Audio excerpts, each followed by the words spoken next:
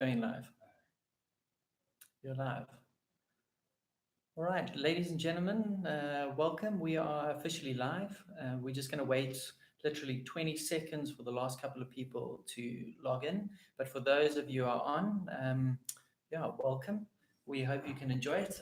This has been done by, I think most everyone will know, by a school advisor. So our aim is to help you as suppliers better understand the schools.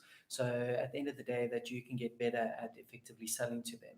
So that's what this training is about. It's to help you. And I'm here with Sean. So Sean is the business manager from Bishops. And he's going to give us a bit of an inside view of the school, which I think is going to help a lot of you as suppliers when it comes to kind of understanding the role of the business manager and also how to effectively sell to them. And I think most importantly, how not to waste your time. Yeah. So Sean, maybe just let's jump in. Role of the business manager, before we even say your background, because I think that's important. What is the role of a business manager? Yeah, thanks for having me, and hello to everybody out there. The role of a business manager is quite a broad role. I would say it's sort of far-fetching, far-reaching. It covers all parts of the business. So even the academic component, which is held handled by other people, falls under the ambit of the business manager. But the role of the business manager is really to have a look at governance, finance, to oversee the procurement processes, and to make sure that internal controls are in place, and generally just to make sure that from a project management governance side that things are good, running well. Yeah. So how would that differentiate from a headmaster? What is that split between a traditional principal and the business manager? So in the bigger schools like we are, I think we're blessed to have the situation that we have, that we've got lots of different components that make up the whole. So some of the smaller schools might be a little bit different to what we are, and in fact, some of my colleagues I've chatted to have a different situation. But the principal is the overarching individual who looks at everything. They are involved with from top to bottom. They go from performance metrics to behavior of boys in our case to the look and feel of the sports fields. So they have a very much an overarching, so very much a focus that is primarily academic, and then looking into the rest of the operation. So our principal is very dependent on me for the operational component. Um, but so as a difference, the business manager is very much a hands-on type of person from an ops point of view, from a finance point of view, from a generation of information point of view, from a looking at investments and everything else that you do. So they're more a receiver of information. We're more a generator of information. So we're a preparer for that. Principal has a very much more helicopter view and is much closer to the academic side, whereas we sort of have a string amongst most. Okay. So I think, Sean, I think it's going to be relevant for most of the people watching today is actually your background, because from school advisor side and from a lot of the school supplier side, we've seen there's this trend of business managers being appointed, where maybe 10 years ago there weren't as many. So what is your background? Because we're picking this trend up and you come in with a different set of skills that schools don't normally have. So personally for you, what is your background and how does that kind of apply in the school environment?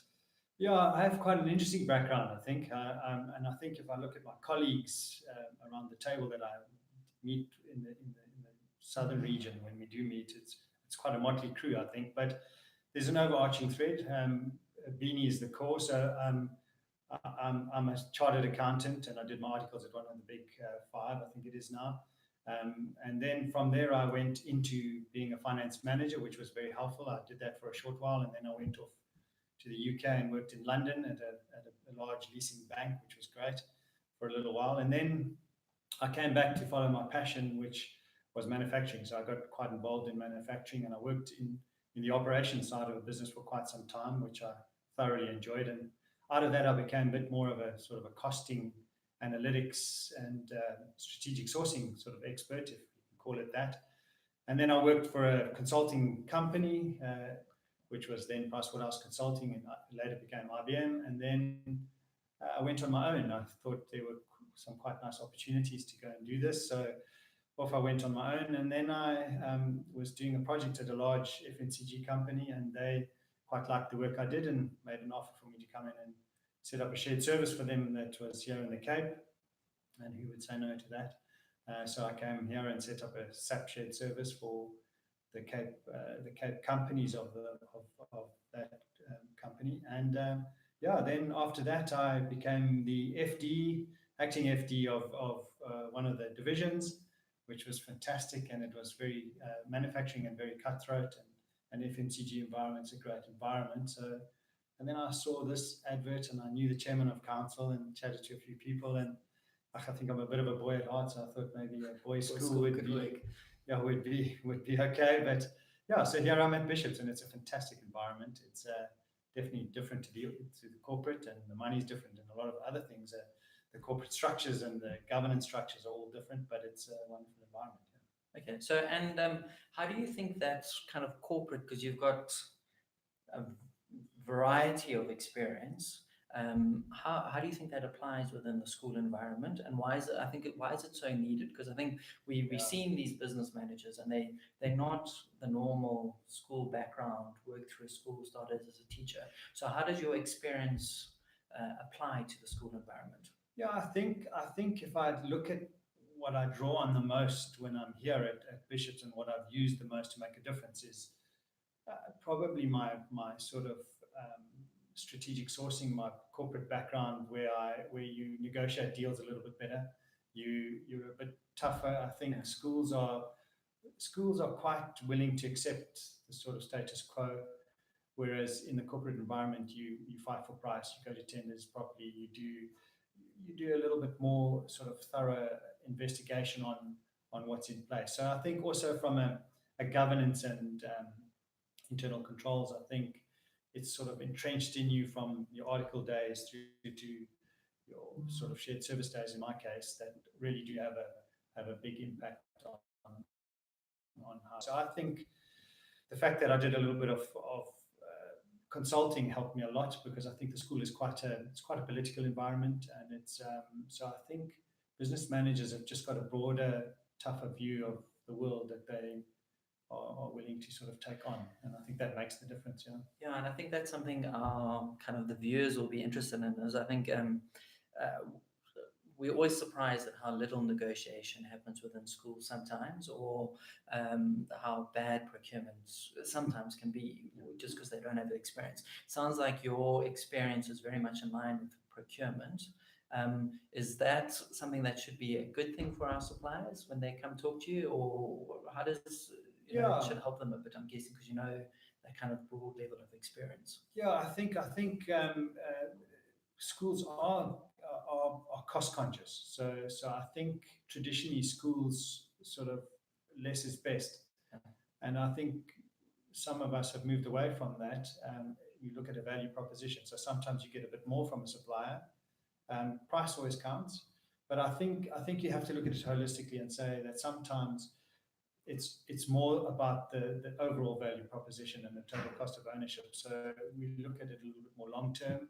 You look at the profile around the supplier as well. So I think it's important to have some negotiating skills, because it is a big part of what you buy. But I mean, there's more than just that. There's a whole bunch of debtors is becoming a very big part, I think, of schools at the moment. I think that's a massive focal point. I think if there's any school that doesn't have a book that's dragging at the moment, I'd be very surprised. But so yeah, I think generally it's the traditional finance parts that one wants to get a bit closer to. But yeah, I think it's that helps, and I think so. You've mentioned kind of the data side, getting the finances of the school procurement, to help people understand what, if they're a business and they're approaching a business manager, what are your key areas that you look at? What are the products, the services, or the areas that would be of more interest to you than, for example, the principal? Yeah, so from the operations point of view, a school is, for me, a fairly simple process. And I suppose most businesses are quite simple if you break them down logically. But a school is a people-oriented business. So the primary cost of any school, and it ranges, I suppose, from about 62-3% that I've seen, up to as much as 80% of the cost is payroll and associated costs. So That's the biggest area. So you'll have all your those costs are primary costs and all the associated costs with medical aids and gap covers and all those kinds of things, and your pensions and that part of it's all part of payroll. So that's a large component of cost. Thereafter, you get to costs that are associated with classroom and people. So you've got your technology costs, which are PCs, laptops, projectors or smart boards, or and then printing. So all the costs that are closely associated with humans and with, in our case, boys.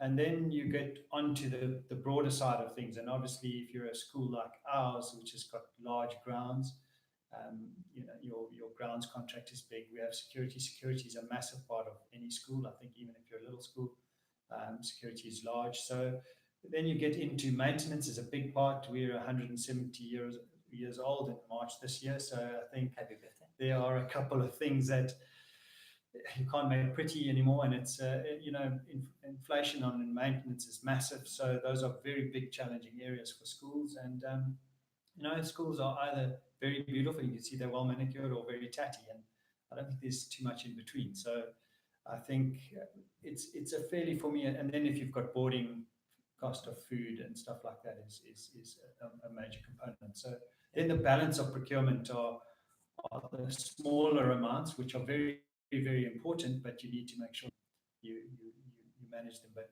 the focus is generally on the big areas. And to help a supplier understand, because you've mentioned a lot of areas, well, I know we've got a lot of companies, IT companies that are viewing at the moment. Should the supplier approach you or the IT manager? Say it's whiteboards or it's IT infrastructure. Should they be coming to you first, or should they be calling through to the IT manager? Yeah, so I know it's a no, question we haven't it's pre-written no, down. no, it is. That's a very interesting question, and actually, I feel very sorry for suppliers who are trying to get into schools, because it's a very fragmented environment. It's sort of, it's got its components. In our case, we've got an academic component, and we've got a head of academics, we've got a head of pastoral, we've got the business manager who looks after all the operational sides. You've got people underneath each of those. We've got an IT manager who sort of falls under my domain. But in some schools, one person's doing a whole bunch of that. And in our case, we've sort of got it broken up. And I think the best way to approach a school is to try and find, if you've got a business manager that really is keen to look at stuff, that's the key. If there's a value proposition on the table and they want to look at it, is to ask them to get a group of the right people together. So I wouldn't have a session directly with the IT person without the business manager being involved, because it might be a very technical discussion rather than a sort of a long view discussion, and it could be dragging along because you haven't got the buy-in from the people that you need. So I've on some of our big deals, I've tried to involve as many people as possible, including the principal, because he likes to have a view of what he thinks is reasonable and not. So that's So how do they actually approach? Do they call you? Do they email you? Yeah. How do they not drive you crazy? So, what's the best way? If you're clever like me, you have an assistant that blocks everything. But Yes. no, so yeah, it is a tough thing. I think the way you need to try and get hold of the email address of a business manager, if that's possible. So, or even to have a discussion with them if you can get through to them. But in my case, I do take calls. I am very busy. But the best way to say is to say, look, I don't want to waste your time. And I know that you've got suppliers like the one I am, but I've got a tremendous value proposition that you need to see. And if that is the case, any business manager should want to see that. So, look, sometimes I think you have to try every corner of the business until you get in. So it's the person with the best ears that will let you in. So if it's the IT manager that's really sort of the point that seems to really understand the nuances of what you're trying to offer, then that's the place to go. But I do think that even sometimes to go to the principal, sometimes it's, in our case, we have a principal at Bishops, and sometimes if there's a good concept, they always disseminate that information back in and expect us to do something about it. So I think, yeah, it's a very, very hard thing to do. And I genuinely feel sorry for suppliers, because it's hard for us to move. Yes. It's like when we're entrenched with the supplier. But I think if your value proposition is good, I think you've got to just keep trying until you get the person at the right time. Early in the mornings is always better than mid-morning, later in the day. By a few hours into the day is gone and people are frazzled and running around like mad things. But I think early in the morning, business managers are generally around. And so your recommendation, a phone call before an email, can someone literally knock at the door and try? I know you've got security here. What would be the approach that would kind of get your interest? Look, phone call is great. If someone phones me up and says, look, we'd like to, in my case, Bronwyn answers the question and asks a bit more about it, and then comes and chats to me, and I say, yeah, I'm very interested in that. So often it's relative to what I think I need. But if someone can get through to you directly, that's great. I mean, it's I don't mind having a conversation, and as long as the supplier doesn't mind saying, look, I don't need that right now, and I don't want to look at it at this moment, but I'll jot you down and bear you in mind. So I do think, though, that all business managers should be looking at value propositions that are of interest to them. Yeah. Well, I think the trend is there for more business managers with corporate experience, and procurement is a big thing. So we seen the trend is your part of your job is to evaluate and look at value propositions. I think the key thing is if we have a product that we know is superb, how do we get your attention to see if it does match? I think that's our for any kind of supplier out there trying to get into business. It's how do you get it's hard. It's really hard. I think if you look at, for example, I use an example. Our food supplier is someone who didn't get in straight away. So initially, I needed some time, maybe because I was fairly new, but I started to have a look at the food, and I felt that it was after a year that there was a bit of fatigue in the menu and stuff like that. So, and there wasn't the response. I think the supplier was quite complacent. So in my case, then I started to have a look at what is out there, and I had a supplier that was quite persistent in showing me menus and showing me stuff like that, and it just happened to be the right sort of little piece that I was maybe looking at, thinking, oh, you know what, I can't put this off anymore, and I need to go. But I had looked at some of my big parts and said, I need to start having a look at if I can. Anything you're looking for at the moment? You might get 100 calls after this. No, we're always looking. I suppose it's. I'm interested in that. Once I've made a relationship with the supplier, I tend to work really hard with that supplier to make the service better for me. But I think in our case, we have renewals, so we don't go into deals for longer than 3, 4, 5 years, and then we like to refresh. So, for example, our grounds contract is coming up for renewal, and we changed from the previous guys, and we go back to tender. So it's good. It's not nice for the supplier always, but I think it's healthy. No, that helps. Also another way of asking it,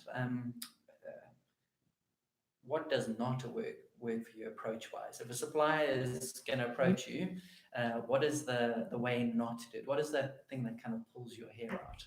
Yeah, I think I'm probably a little bit different to some others. I don't know what everybody else's sort of poison is, but mine is scare tactics. If someone walks in and says, you're the last, or if you don't do this now, or there's a deal on the table, you're going to miss out. I don't think we'll ever miss out, because if you want us, the timing will be right. But so that for me is something that I can't stand, sort of those scare tactics. That's just me. And then I also don't like this glossy advertising. I sort of substance over form always for me is, I think if someone can come and show a practical example of something, it's much nicer than 55 glossy, sort of nice little folder things. Those I've got a drawer full of those.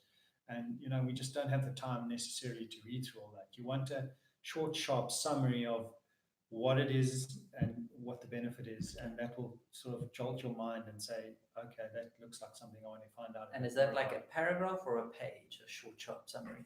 I think it's depending on what it is. Some things you can't put in a short, sharp page, but if it was like security and you had some really good trends, I mean, that would be great to see that we're using a special kind of a handheld, and it's proving to be very efficient, and there's components of our business you might like, and these are the areas that we offer. So the minute you give a short, sharp differentiate of what you do, I like that. So whereas a glossy would be everything about you, I just think that's maybe a bit much. Yeah. Okay. So that's maybe Yeah, scare tactics. I think that immediately puts people off, so that helps. And then short and sharp to get your attention. And most of the changes I've made is complacency. I don't like feeling ripped off. I hate feeling ripped off. Okay. So when I got to Bishops, I think a lot of people were ripping us off, and a lot of those people happened to be old boys, and because they had been, so it wasn't comfortable, but I did make a lot of changes on the basis that I felt that I was paying 40% premium just because I don't know why, but so a lot of those. So I don't like complacency and stuff like that. So I think for a lot of our suppliers, that's quite a big thing, that you sit in a governing body meeting, you're doing a presentation, and there's another deal in the background with an old boy or something. Is there a right way to approach that? To say to the school, hey, listen, we see there is a pass, should the supplier address it? Not, is there a way of doing that? No, I think a supplier, if you've got a better value proposition, I think it's always a good thing to show it. I think it's best to say that this is what you could get. Yeah. We confidently can offer this. So if you break it up into a meaningful message, like 1,000 boys at this rate would give you this, someone can quickly look at what you're currently paying, and anyone who's paying too much would be silly not to have a look and see that this is time to have a look at that area. Okay. Yeah. Just so everyone knows, you are welcome to pop questions through. I see the first two questions have come through from Willem Kitsoff at D6. Hello, Willem. He says, what's the current bad debt ratio in the top end schools, and what would you consider is the core reason for the assumed high outstanding debt? So that's linked to when you mentioned earlier, kind of debtors book. Yeah, the debtors book ranges quite a bit, actually, I think, in the top end schools. But I've chatted to all my colleagues, and everybody's under pressure now with debtors, and I understand it. So our fees are high. Independent schools' fees are extremely high, and I think what's happening, the trend is such that I think people are trying to get a better education for the kids. So they're almost selling a kidney to get their child into the school of choice. So I think people are stretching themselves beyond the norm, and then the economy is tough. It's tough for all of us. So if you've got two boys at Bishops and it's after tax money, it's hectic. So I think there's a definite lag on the book, and from a ratio point of view, it changes, but ours is the highest it's ever been. No, at the moment. Yeah.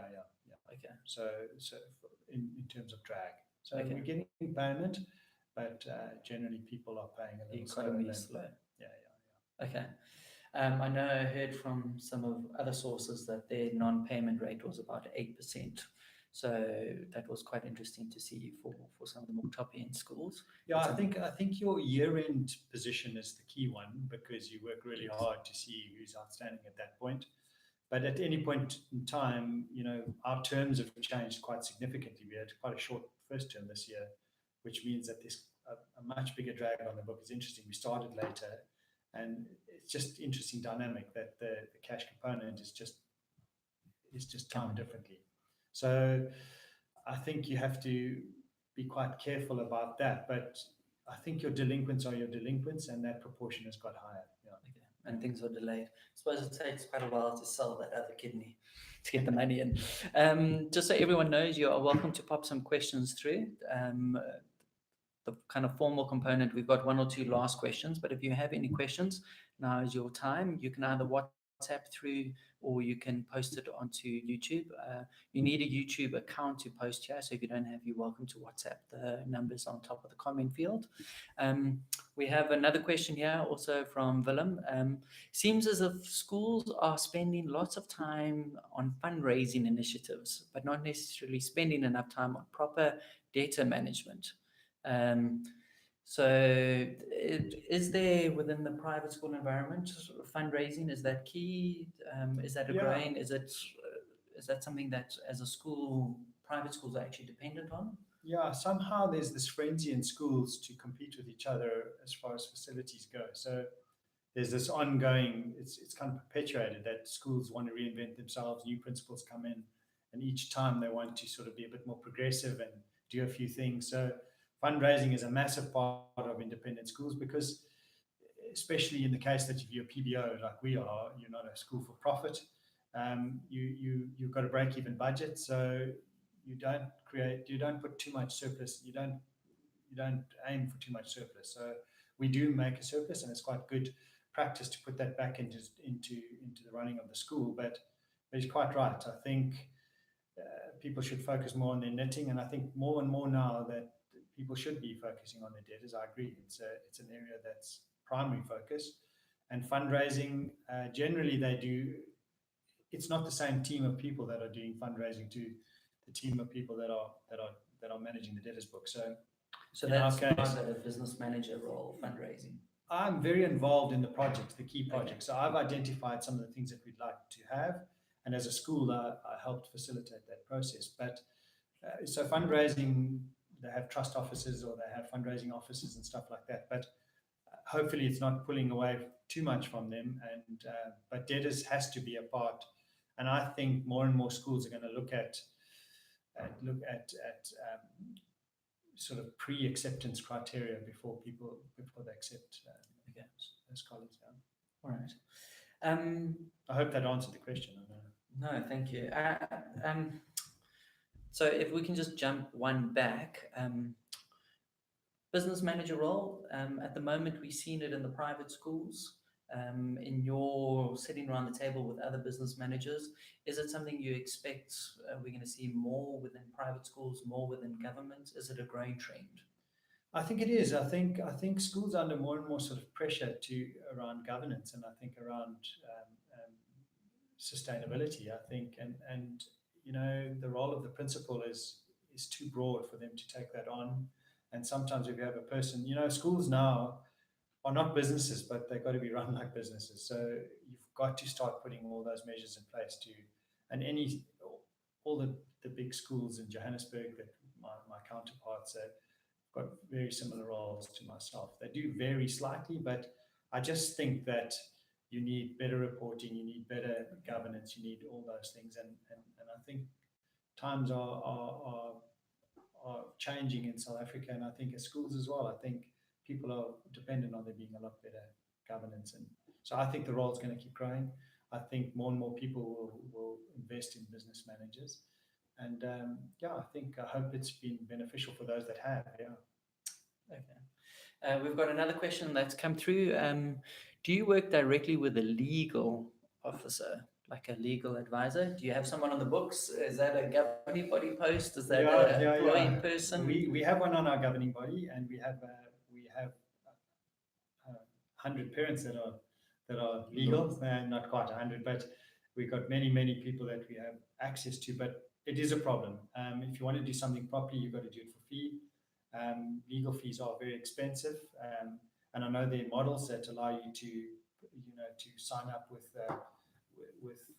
with businesses that can give you support at a better rate otherwise that you would get on a 1-to-1 ratio. So we have a lawyer who helps us at a very reduced rate if he's got time. Then we've got a panel of other parents that are always helping our principal in very needy sort of instances. But I do think that from a legal point of view, we need to firm that up a lot more. But it is very costly, and it's money we hate spending, although we need to. It's just because it's feels like something's gone wrong, and you sort of you're always batting a bit to try and solve a situation. So And is that with the legal kind of component of the school? Is that actually a business manager role, or is that a principal, or is it it's a bit of both. both? Yeah, it's both. Okay. So the principal often the legal situations come from the student base. So it's people that haven't paid necessarily, or it's disciplinary, or it's behavior of a teacher or something like that. So there are many different places that you could have an incident on your campus. So I think that it varies, but it's very important. I do think that legal is becoming something that the risk profile of schools is high, and I think one would be wise to have access to a decent set of legal profile Okay. of people. Okay. Two last questions, unless there's anything else. But thank you, Paul, for that last question. I think that's great. Uh, the perception from a lot of suppliers is that your top end schools, and that's something I just thought of now with the fundraising, are sitting on large sums of cash, endowments worth billions or hundreds of millions. In your experience, and you say that you're essentially an NPO, when it comes to profit, that kind of stuff. In your experience, are most of the private schools sitting on big funds, or is it something that's actually not the I think there's a big disparity. There's some that sit on a lot, and I think most schools now are trying to take some surplus and put it in there because I think it's just prudent to do that. So one should always be looking to augment salaries and stuff like that, because in a competitive environment, if you want to lure the best teachers and stuff, so I think it would be wise to have a large general endowments. But we do have investments, but they are ring fenced for defined benefits, and we've got for bursaries. So bursaries are large funds Yes. that we sit on, but those are so you can't use that for general procurement? yeah, and we don't want to. I think it's wonderful in South Africa that we can make a contribution to that, to people that wouldn't otherwise afford bishops. And then general endowments, you never know, rainy days. But in our case, ours have been built up over years, and then we build a facility. But yeah, we're always looking to revamp and to do more. But yeah, it's some schools have a lot, and others not so much. Yeah. Okay.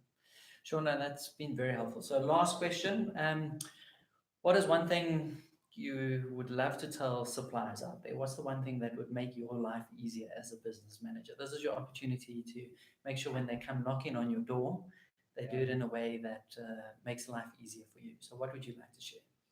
Oh, I get it just a hat. I think maybe I think it's quite difficult to say because of the sort of the disparity between different business managers. But I I personally don't think cheapest is best, and I've not ever been someone like that. I do fight for price, and in some instances price is king. But there are some things that I think you want to really make sure that you've got a good service in place. And I think if you can sell that value proposition well, for example, on grounds, you can have someone who's cheaper, but morally, it's not nice to have a big disparity between staff that are working for your outsourced supplier versus your own staff. And then also, you could have a capital component. So if you've got cricket wickets and stuff like that, then the type of machinery and stuff like that makes a big difference. So in traditionally we've always gone with the cheapest ones, but I think now we've gone a lot more towards people that give us a really good value proposition, so we can get the best facilities. Um, so that's just an example of, and same with security. Even a thing like security, often uh, people are looking at keeping it cheap, but you think, I mean, there's a guy who maybe comes from a sort of looking after stock environment, and yeah, you're coming into sort of an entertainment type leisure environment where I think if you're clear on what you want, if you say that we're more like a hotel than we are like a shed that's looking after widgets, they're very different sort of animals. And yeah, so I think you have to understand that if you pay peanuts, you don't get what you want always. So I think you have to just be a little bit clever in the way that you set up and ask what you ask. So it's not only my advice to suppliers is hopefully out there it's not only about price, but often is. So if that makes any sense. And then there are opportunities in every school. Suppliers generally become complacent. I think it's human nature. Some are brilliant, and then the other thing that I think that my good suppliers do for me really well is that they prepare really good analytical information.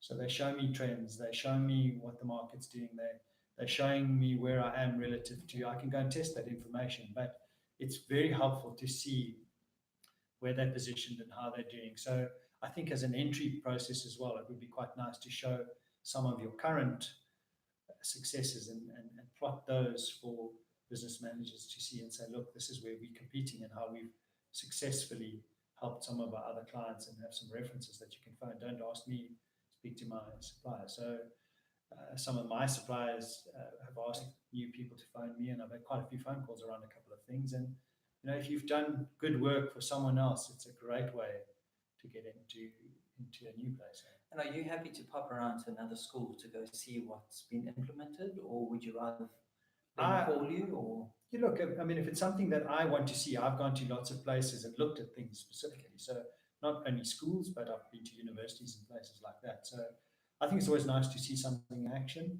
I think that's more healthy. But I wouldn't mind a school coming to me, and some of my colleagues have come to look at the odd tennis court that we tried a new surface on, and it's been interesting. So I think we also have a Southwest region group that all the schools get together. The ISASA schools are part of ISASA, so that is helpful to me. And in that process, we discuss a lot of stuff. So I often say, look, I want to come and have a look at what you're doing, and that's helpful to me. But generally, school versus business managers, principals, building managers are very black and white.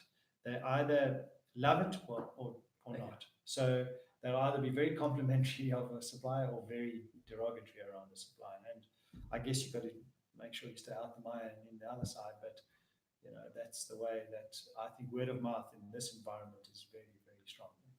Okay. Brilliant. Sean, I think that brings us to a close. Thank you so much for your time. I think it's great just to hear that schools are at a point where they're looking for quality. I know we've got a lot of quality suppliers on our books, and they're going. And actually, from school advisor side, the interesting trend is we're seeing more and more of the quotes that are being accepted are actually not the cheapest. Yeah. We're seeing it's quality, it's linked to all of those things that you've said. So that's really, I think, quite nice to see that change. Yeah, and I say to suppliers, it's tough out there. I mean, it's I know I wouldn't like to sell to schools myself. I mean, I often look at, I'm entrenched, I'm busy, I've got certain times that I don't like to see people.